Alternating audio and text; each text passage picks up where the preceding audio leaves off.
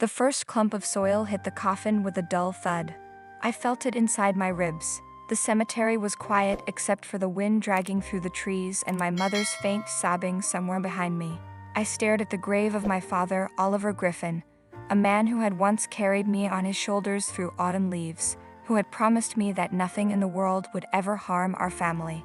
Now he lay 6 feet under the ground, or so I believed. The priest finished his prayer.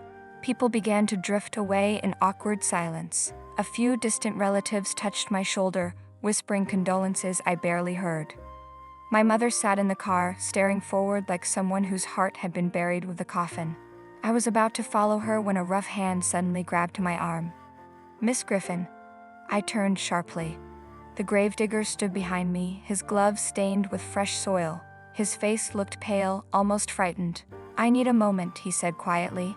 "My father was just buried," I replied, my voice breaking. "Whatever it is, please." He paid me. The words froze the air between us. "For what?" I asked slowly. The man leaned closer. "To bury an empty coffin." My breath stopped. "That's impossible," I whispered. "I dug the hole myself," he said.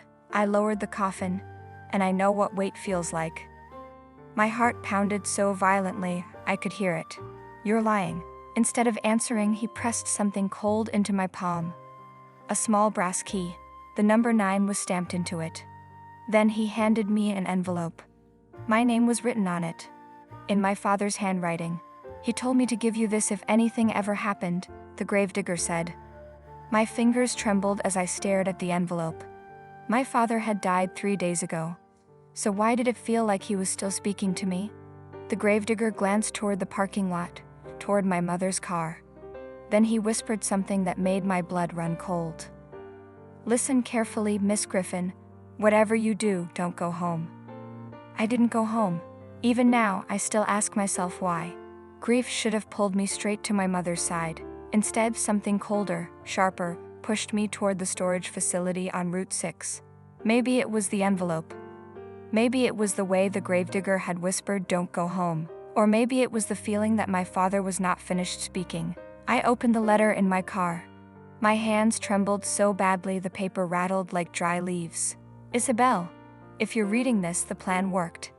My breath caught. "Go to storage unit 9. Trust the man waiting there.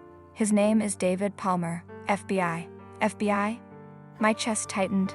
"And Isabel, do not go home. If your mother asks you to come, it may not be her choice." The letter ended simply, "I love you, Dad." I stared at the signature until my eyes burned. I had buried my father an hour ago, so how could he still be writing to me? The storage facility looked deserted when I arrived. Rows of metal doors stretched into the distance like silent witnesses. One man stood outside the office, tall, broad-shouldered, watching me carefully. "Isabel Griffin?" he asked. I nodded. He reached into his coat and showed a badge. "David Palmer, FBI."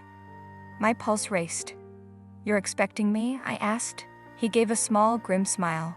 "Your father said you'd come." My stomach dropped. We walked to the far end of the row, Unit 9. Palmer nodded toward the key in my hand. "Go ahead."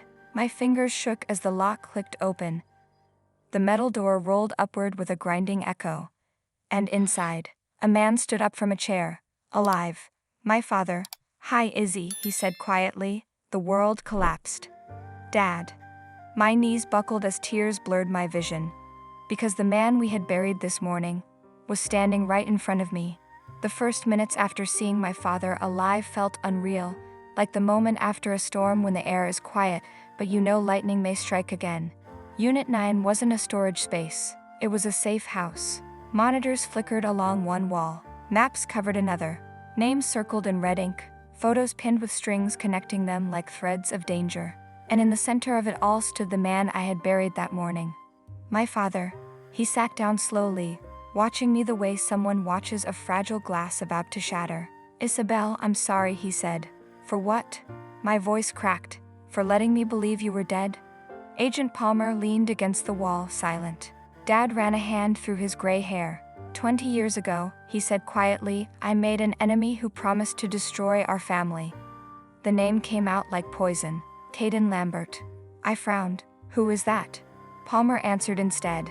A crime boss. Money laundering, shell companies, illegal trade. Your father was his accountant. My chest tightened. You worked for him?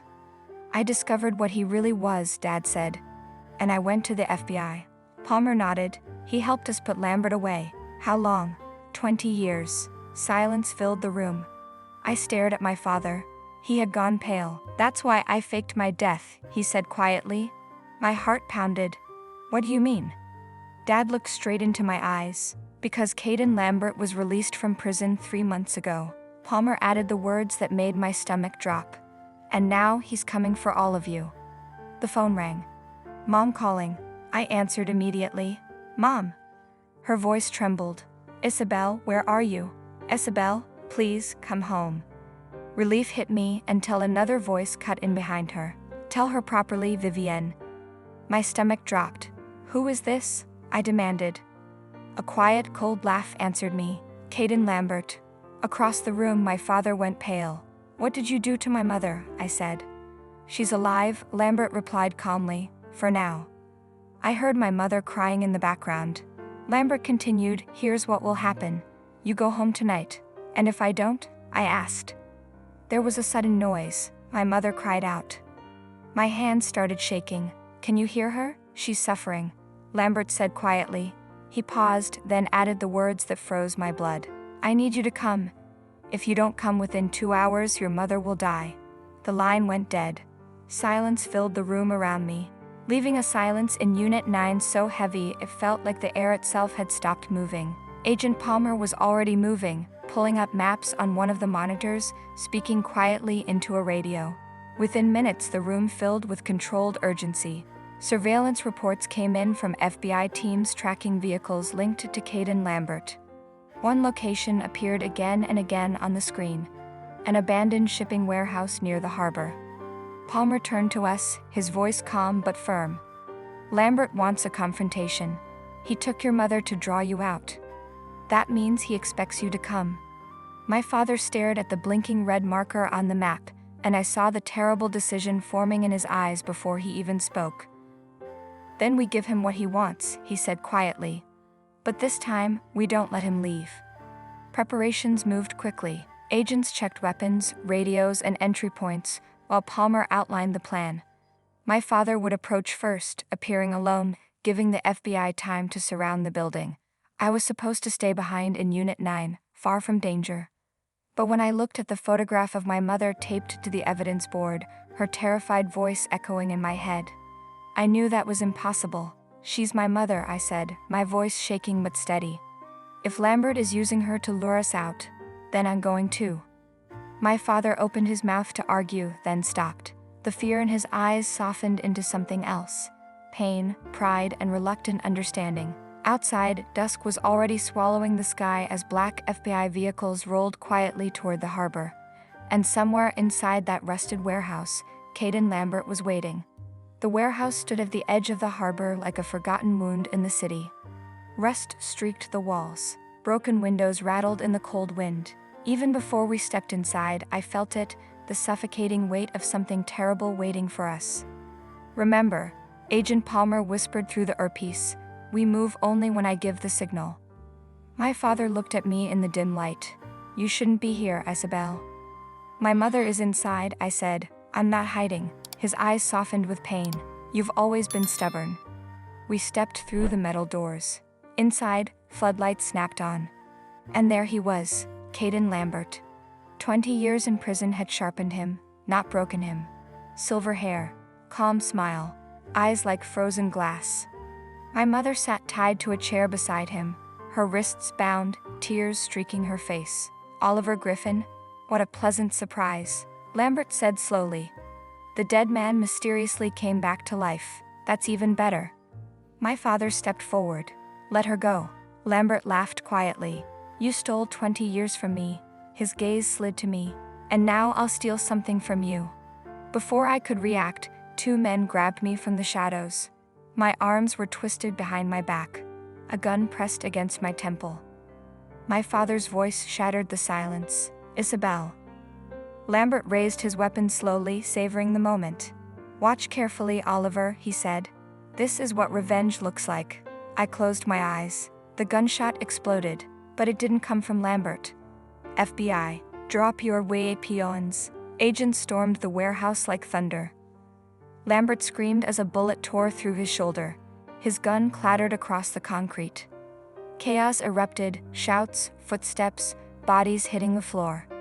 And then suddenly, silence. Lambert lay face down, handcuffed. Palmer stood over him, weapon steady. "Caden Lambert," he said calmly, "you're under arrest." My father rushed to my mother, cutting the ropes. She collapsed into his arms, sobbing. And for the first time that night, I understood something that made my throat tighten with tears. My father had died once, just so we could live. The dawn broke over the safe house, painting the walls gold and casting long shadows over the chaos of the night before. Caden Lambert was finally in custody. He was sentenced to life imprisonment, his empire crushed, and my mother held tightly in my father's arms. Yet the silence that followed felt heavier than any gunshot. I sat across from my father, the weight of 20 years of secrets pressing down on both of us. His eyes, tired but alive, met mine. Why didn't you tell me?" I asked, voice trembling. "Because I wanted you to live, Isabel," he said softly. "I couldn't have you growing up in fear, always looking over your shoulder. I faked my death to protect you, to protect all of you." Tears filled my eyes. "I buried you, I said goodbye. And I watched from the shadows, hoping one day you'd understand," he replied. His voice cracked, thick with emotion. Every lie, every absence, it was love, not betrayal. I swallowed hard, the truth finally settling in.